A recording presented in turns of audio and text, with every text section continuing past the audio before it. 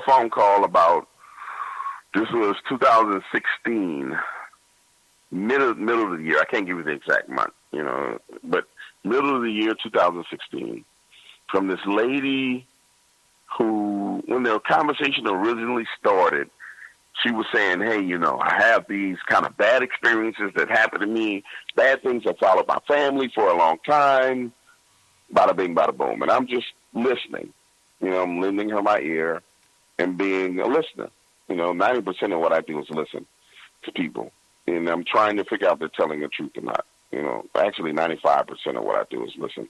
The other 5% is I throw questions in there and just little things to try and throw them off. So I'm listening to her. And she's talking about how she believes her family has a curse. They get a brand new car, and that car ends up, they end up having an accident in the car. They get another house, and there's a fire in the house. Or they rent an apartment, and there's a kitchen fire. And how these traumatic experiences have followed their family for years. And again, 2016, Gary, I am not the person that I am in 2018. You know what I'm saying? I'm just knowledge base wise. I don't have the extensive knowledge base that I have now and the understanding of the spiritual world back then that I have right now. Oh, yeah, so I'm talking to her. It grows. You're right.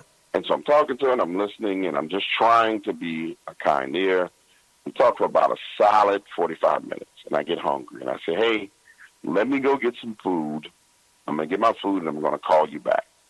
I'm at a cigar shop in Dallas on Greenville Avenue. It's called Dallas Cigars. Across, like, the parking lot from Dallas Cigars is this place where you buy like a wing shack, but the name of it is not Wing Shack. It's like Wild Wingery or something like this, like green and white. I leave out of the cigar shop. I walk over there. I order my food.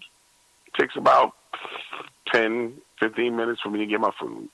And I'm thinking, okay, I'm going to get me like a Sprite and a bottle of water, and I got boneless chicken wings and french fries. I'm actually excited, bro, because I'm like hungry. I've been smoking.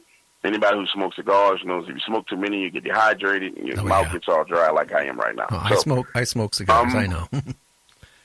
Yeah, So, well, it's always good to meet another fellow cigar smokers. I say all the time, cigar smokers are some of the most sophisticated gentlemen you will ever meet. And so I go back into the cigar shop, and I sit at this circular round table by myself, off in a corner. There's about 10 people in there. And I start eating, I call her back. And so she starts telling me the rest of the story, or the rest of the stories. Tells me a story about, like, this shadow person that she saw when she was a kid that was coming down the hallway towards her, and her dad was in the living room, and it blocked out the light from the living room, and how her dad had to actually run through the shadow to get her. And her dad started praying, and the shadow went away. And that was the first indication in my mind that, okay, this might be something demonic. And then it just went left, brother. When I say it went left, the conversation went left. Everything just went crazy. She starts crying on the phone. And she says, I want to tell you what happened, the worst thing that happened, but I don't know if I should tell you because when I talk about it, it manifests itself. And I don't know if it's safe for me to talk about it. Me being completely and totally ignorant, Gary, I'm like, yeah, go ahead and talk about it. It'll be okay. Don't worry about it. Like, oh, my God. I'm looking back on it, I'm like, whoa. Big mistake. Big mistake. Huge mistake. Oh, yeah. Huge mistake, right? She starts telling me about it. She says, when I was 15 years old, I go to bed early, about 9 o'clock, and I'm laying in the bed. And she says that the way her bed was set up, it was against the wall. And so she's laying with her back to the wall and looking to the opposite side of the room is the window, and there's a curtain. So she's laying there, and she's got long curtains that reach down to the floor. And she sees the curtain move. And then when she sees the curtain move, there's no air conditioning on in the house.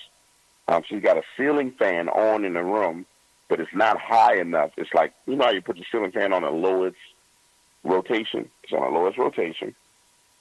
And she sees the curtain move. And at first she's like, I don't know what's going on, but I'm going to go to sleep. So she tries to go to sleep. Something keeps telling her to look at these curtains. So she looks at the curtain, and the curtain moves back. A hand comes around the curtain, pulls it back, and she sees this old lady's face, like an old hag. And the old lady has got like a little, not a black veil, but she's got like a hood on her head, but it's lace. It's not like a hood like you would think someone has, like a non-transparent hood. It's like a lace hood on top of her head, and it comes down right above her forehead to her eyebrows. And then the lady lets the curtain go, and she disappears.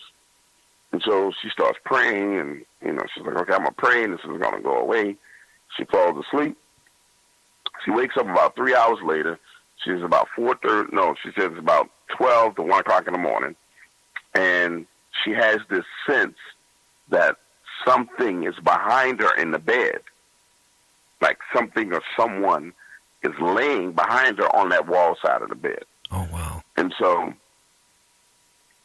she told me, she said, this is before I told people my name was James. She called me DW. She's like, DW, I'm laying there and I can feel something there with me. And I'm not sure what it is, but I can feel something. She said, so I started to look over my shoulder. And she said, in order to look over my shoulder, I had to roll my shoulder a little bit forward and then turn my head. She's like, so I rolled forward a little bit and then turned my head and then started rolling back to where everything rolled, like her upper body started rolling backwards. And as she rolled, that same lady was there, right behind her. And she said, I said, well, what did you do? She said, I started getting this chill across my body. She's like, imagine like you were in a normal room and it was just normal temperature, and then the temperature just dropped like to 30 degrees.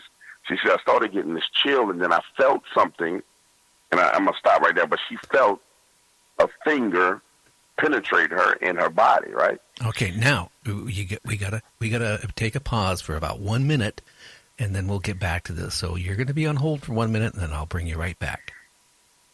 All right, sounds good. Okay.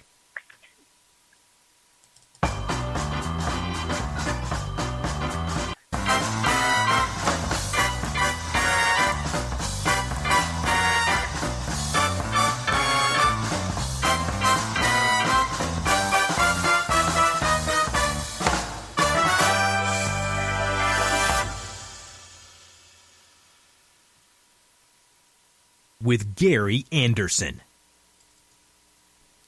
Hey, this is Gary from Night Dreams Talk Radio. I want to welcome a new sponsor to our show, PhoenixShaving.com. I know what you're thinking, right? Oh, another disposable razor company. Well, the fact is they're not. You remember the razors that your father and his father shaved with? Did you ever notice they didn't have, well, the embarrassing razor burn or ingrown hairs or the razor bumps after they shaved? Did you notice they were also relaxed after they were done shaving? Well, the problem is these big corporations want to sell you razor after razor after razor. Think about how much money you spend a year on razors. Or do you use electric razor? Then you're going to find out what razor burn is. So you need to check out Phoenix Shaving Starter Kits. They come complete with the soap, the brush, and a 2.5-month supply of blades. And the most important part of it, an all-metal razor, built to last generations. So, hey, you can donate it to one of your sons when they turn 18. Check out PhoenixShaving.com and tell them that Gary from Night Dream said, hey, I want one. That's PhoenixShaving.com now.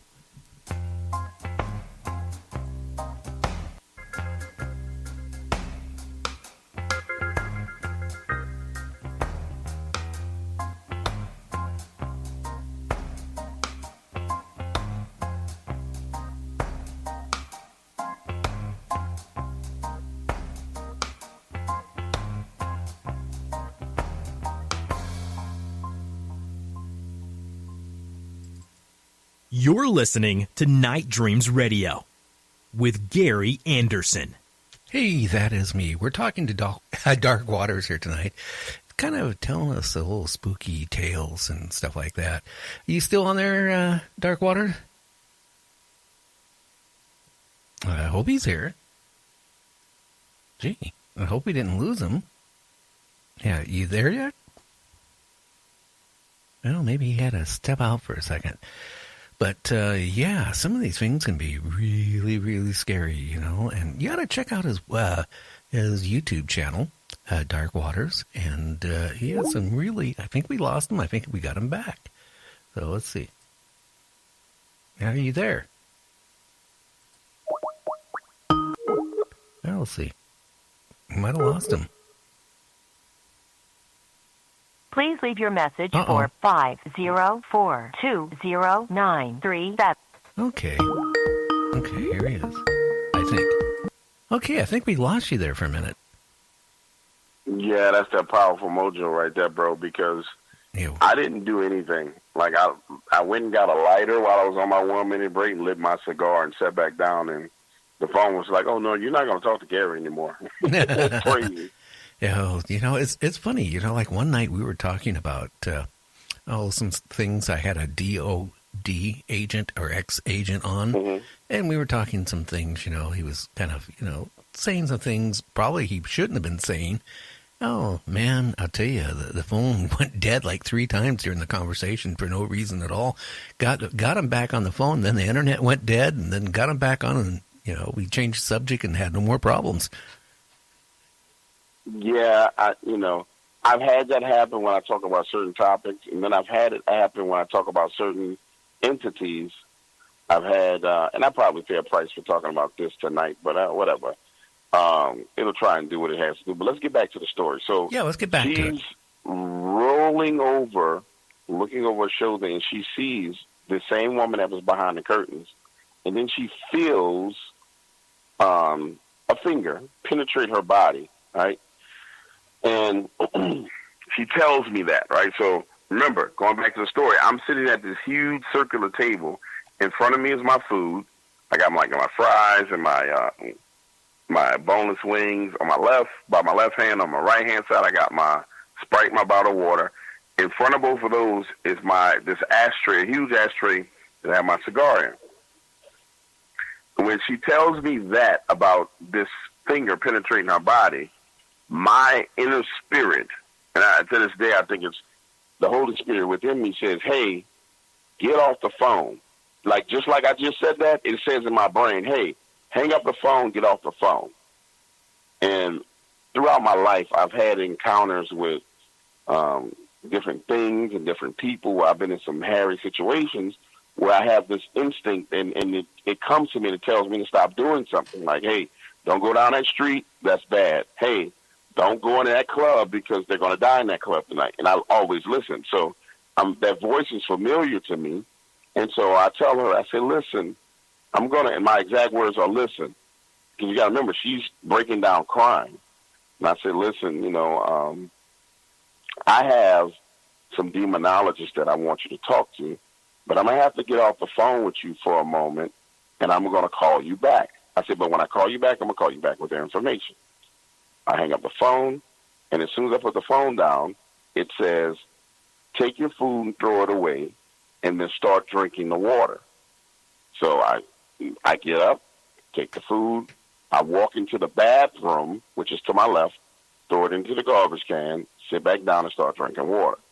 As I'm drinking that water, my throat literally starts closing, like closing to where I'm not really able to breathe.